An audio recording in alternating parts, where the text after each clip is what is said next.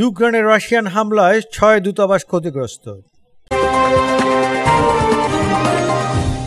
ইউক্রেনের রাজধানী কিয়েভে রাশিয়ার ক্ষেপণাস্ত্র হামলায় ৬টি দেশের দূতাবাস ক্ষতিগ্রস্ত হয়েছে। শুক্রবার ভোরে দফায় দফায় ক্ষেপণাস্ত্র হামলা চালায় রুশ বাহিনী।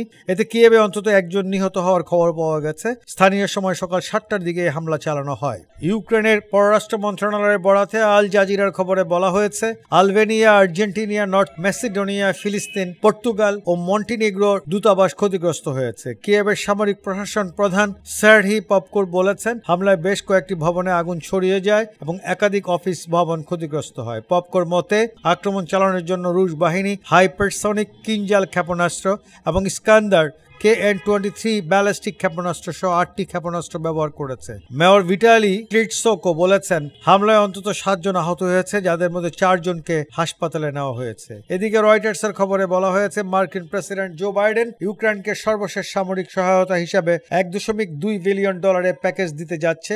এটি হতে পারে ইউক্রেনকে দেওয়া যুক্তরাষ্ট্রের শেষ নিরাপত্তা সহায়তা, যেহেতু নতুন প্রেসিডেন্ট ডোনাল্ড ট্রাম্প যুদ্ধ শেষ করার তাগিদ দিয়েছে।